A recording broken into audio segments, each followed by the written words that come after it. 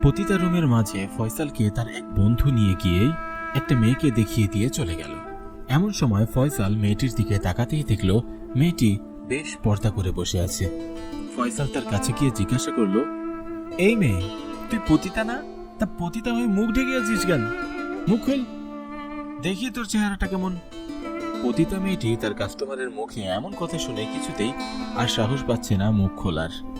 কেননা আজ যে তার সামনে কাস্টমার হয়ে দাঁড়িয়ে আছে সেইটা আর অন্য কেউ নয়, তারই আপন বড় ভাই। মেয়েটি সেখান থেকে চলে যেতে চাইলে তার বড় ভাই তার হাত ধরে আবারও তাকে আটকিয়ে দিয়ে বলল, কিরে, আমি তোকে কি বললাম শুনতে পাসনি? মুখ খোল বলছি। আরে বাবা, তোর চেহারা না দেখে কিভাবে দামাদামি করবো রেটটা? হ্যাঁ, এমনি এমনি তো না দেখে কিছু বলা যাবে না। মেয়েটি তার ভাইটির মুখে এবার এমন কথা শুনেই কাঁদতে থাকে। এমন সময় ফয়সালও বুঝে উঠতে পারছে না মেয়েটি হঠাৎ এরকম কেন করছে। তাই সে এখন বিচলিত হয়ে পতিতা বেশে থাকা তার বোনকে পুনরায় জিজ্ঞাসা করে বলল, কিরে, কান্না করছিস কেন? আচ্ছা থাক, আমার মনে হয় তার কোনো সমস্যা আছে, আমি তাহলে যাই।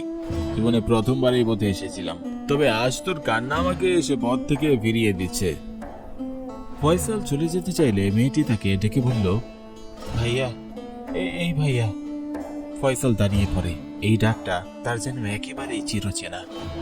অনেকবার এই ডাকটা সে শুনেছে, তাই সে দ্রুত পিছনে তাকাতেই দেখল এই মেয়েটি আর অন্য কেউ নয়, তারই আদরের একমাত্র ছোট বোন রিমি।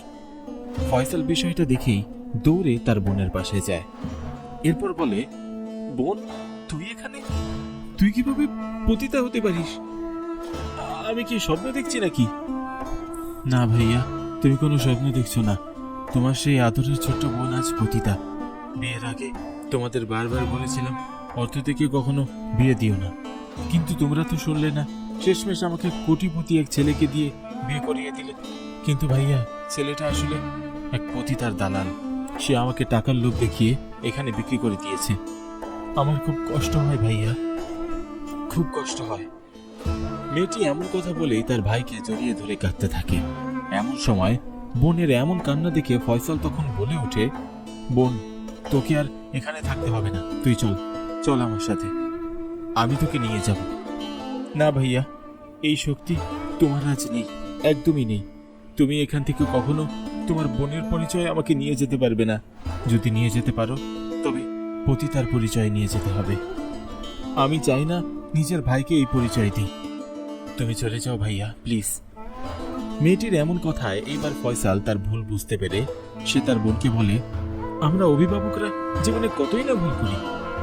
সেদিন টাকার লোভে পড়ে তোকে বিয়ে দিয়েছিলাম যাতে তুই ভালো থাকিস, কিন্তু কে জানতো আমার বোন এতটা কষ্টে থাকবে। বলেই ঘর থেকে বাইরে বের হয়ে এলো ফয়সাল। সে এখন তার বোনকে কি করে বাইরে বের করে আনবে তা তার জানা নেই। অধিক লোভের ফলে আজকে তাকে এদিন দেখতে হচ্ছে। তার আর বুঝতে বাকি থাকে না। সে তখন রাস্তা দিয়ে হেঁটে যাচ্ছে আর বারবার বোনের কথাই ভাবছে, কেন সে এমন করলো।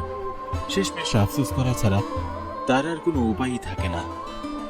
মূলত আমাদের সমাজটাই এমন হয়েছে। এখন আমরা একজন মেয়েকে অভিভাবক হিসেবে চাই সরকারি চাকরি অথবা ছেলের ফ্যামিলির অবস্থার উন্নতি, কিন্তু সৌন্দর্যের মাঝেও যে খারাপ লুকিয়ে থাকে সেটা আমরা বুঝতেই পারি না। নিজের সন্তানের সুখের আশায় যে আমরা তাকে নরকে ঢেলে দিই, তারপর সেটা যে নরকে পরিণত হয়, তারপর আমাদের আর কোনো কিছু করার উপায় থাকে না।